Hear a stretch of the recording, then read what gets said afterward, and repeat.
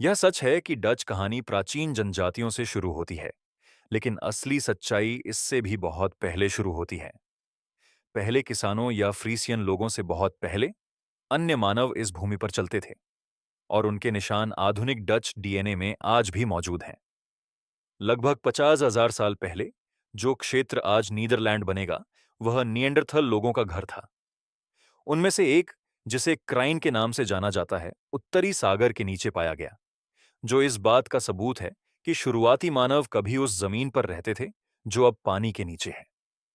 इस क्षेत्र को डोगरलैंड कहा जाता था, जो कभी नीदरलैंड को ब्रिटेन से जोड़ता था और लोगों और जानवरों को विशाल मैदानों में घूमने की अनुमति देता था।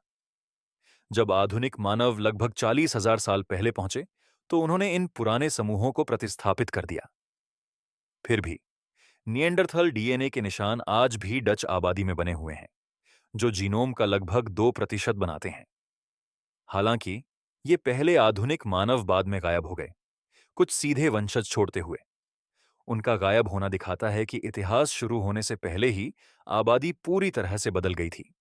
एक शुरुआती बदलाव जिसने अगले बसने वालों के लिए मंच तैयार किया, जो एक स्थायी आनुवंशिक छाप छोड़ेंगे।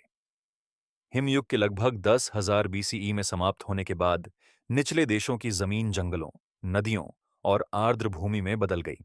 शिकारी संग्रहकर्ताओं के छोटे समूह तटों और नदी के किनारों के साथ रहते थे, शिकार करते, मछली पकड़ते और पौधे इकट्ठा करते थे। लगभग 1500 बीसी के आसपास किसानों के नए समूह दक्षिण पूर्वी यूरोप से पहुंचे, जो फसलें, जानवर और मिट्टी के बर्तन लेकर आए। स्थानीय लोगों को प्रतिस्थापित करने के बजाय उन्होंने मुलाकात की और उपकरण, भोजन और रीति रिवाजों का आदान प्रदान किया। समय के साथ शादियों और साझा काम ने दोनों जीवन शैलियों को जोड़ दिया। स्थानीय खोजकर्ताओं ने जानवरों को रखना और सरल फसलें उगाना सीखा, जबकि नए आने वाले लोगों ने पानी वाले उत्तरी परिदृश्य के अनुकूल ढलना सीखा।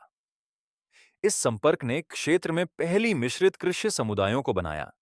यह एक आक्रमण नहीं था, बल्कि एक धीरे धीरे होने वाला मिलन था, जिसने एक विशिष्ट आबादी और पहचान बनाना शुरू किया। लगभग 500 और 1400 बीसीई के बीच नीदरलैंड के लोगों ने वह विकसित किया जिसे पुरातत्वविद स्विफ्टरबॉन्ट संस्कृति कहते हैं। वे स्थानीय शिकारी संग्रहकर्ताओं के वंशज थे, जिन्होंने धीरे धीरे अपने दक्षिणी पड़ोसियों से खेती के तत्वों को अपनाया। उन्होंने मिट्टी के बर्तनों का उपयोग करना, कुछ जानवरों को रखना और चकमक पत्थर और एंबर जैसी वस्तुओं का व्यापार करना शुरू किया। उनका अधिकांश भोजन अभी भी मछली पकड़ने और इकट्ठा करने से आता था, जो दिखाता है कि वे उन आर्द्र भूमि के अनुकूल कितनी अच्छी तरह ढल गए थे, जो क्षेत्र के अधिकांश हिस्से को कवर करती थीं। डीएनए अध्ययन से पता चलता है कि उनकी वंशावली मुख्य रूप से स्थानीय रही, बाहरी आबादी से केवल सीमित इनपुट के साथ। उनके गांव बाढ़ से ऊपर रहने के लिए थोड़ी ऊंची जमीन पर खड़े थे, जो पानी के पास जीवन को संभालने में शुरुआती कौशल साबित करते थे। फिर भी निरंतरता की यह लंबी अवधि जल्द ही पूरी तरह से नए लोगों के आगमन से बाधित होने वाली थी। लगभग 2500 बीसीई के आसपास नए समूह मध्य यूरोप से नीदरलैंड पहुंचे, अपने साथ बेल बीकर संस्कृति लेकर आए। वे स्टेप वंश लेकर आए, एक आनुवंशिक विरासत जो दक्षिणी रूस और यूक्रेन के घास के मैदानों से पूरे यूरोप में फैल गई थी। इन नवागंतुकों ने धातु के उपकरण, सजाए गए मिट्टी के बर्तन और नए दफन रीति रिवाज पेश किए, जो बढ़ती सामाजिक स्थिति को दर्शाते थे। स्थानीय लोगों को प्रतिस्थापित करने के बजाय वे उनके साथ घुल मिल गए, मिश्रित समुदाय बनाते हुए, जहां खेती, व्यापार और धातु का काम दैनिक जीवन के केंद्र बन गए। आनुवंशिक साक्ष्य दिखाता है कि हैप्लोग्रुप R1b के रूप में जानी जाने वाली पुरुष वंशावली इस अवधि के दौरान प्रमुख हो गई, एक मार्कर जो आज भी डच और अन्य पश्चिमी यूरोपीय लोगों के बीच आम है। इस बीकर युग के मिश्रण ने आधुनिक डच जीन पूल की नींव बनाई। हालांकि इसकी दीर्घकालिक स्थिरता अभी भी अनिश्चित थी। 2000 और 800 बीसी के बीच कांस्य युग ने निचले देशों में जीवन को बदल दिया। समुदायों ने एम्बर, नमक और धातु के उपकरणों का व्यापार ब्रिटेन और मध्य यूरोप जैसे दूर के क्षेत्रों के साथ किया। कांस्य की वस्तुएं जैसे हथियार और आभूषण बढ़ते सामाजिक अंतर का संकेत देते थे। फिर भी आनुवंशिक अध्ययन दिखाते हैं कि आबादी ही बेल बीकर अवधि के समान ही रही। जब लगभग 800 बीसीई में लोहे ने कांस्य को प्रतिस्थापित किया, तो नए आदिवासी नेटवर्क बने और जर्मनिक भाषा के शुरुआती संस्करण दिखाई देने लगे। उत्तर में लोगों ने स्कैंडिनेविया और उत्तरी जर्मनी के साथ करीबी संबंध बनाए रखे, जबकि दक्षिण में राइन के पार सेल्टिक समूहों से प्रभाव दिखाई दिया। एक आबादी के भीतर दो सांस्कृतिक क्षेत्र विकसित हुए, एक नई शक्ति के साथ संपर्क के लिए मंच तैयार करते हुए, जो जल्द ही उनकी सीमाओं तक पहुंचने वाली थी।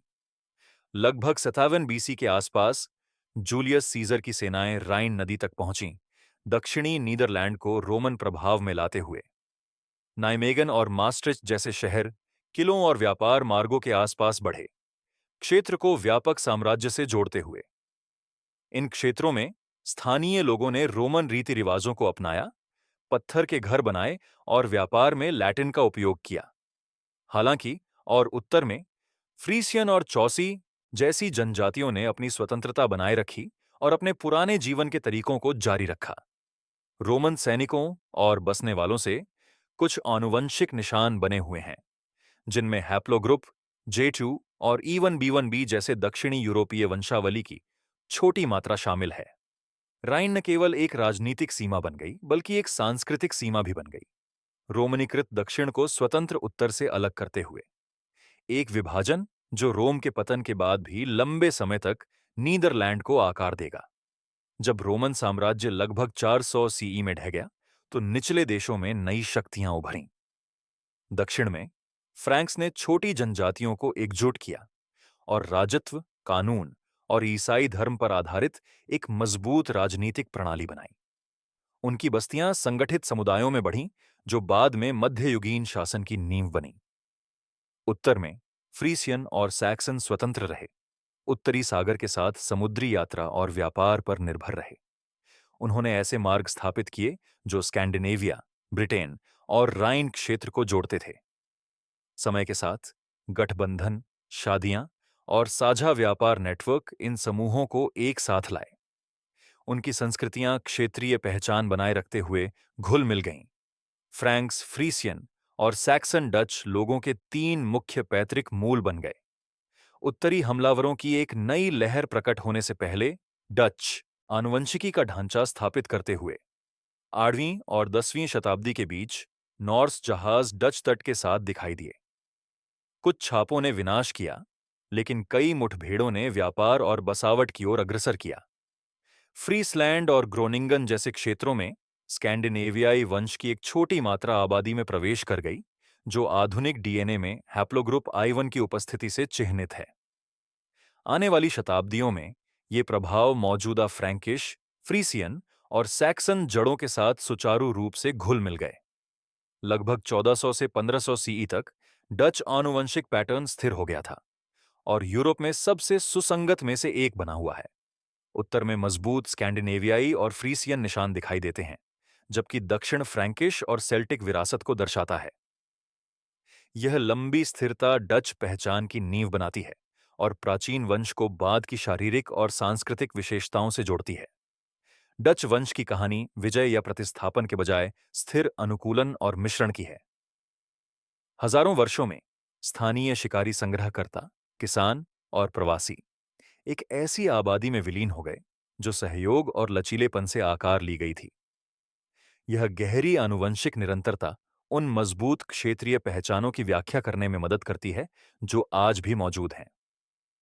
भविष्य के अध्ययनों में वैज्ञानिक यह खोज रहे हैं कि असाधारण ऊंचाई और डेयरी सहनशीलता जैसे गुण नीदरलैंड में अनुकूलन और संतुलन के इस लंबे, साझा इतिहास से कैसे विकसित हुए होंगे।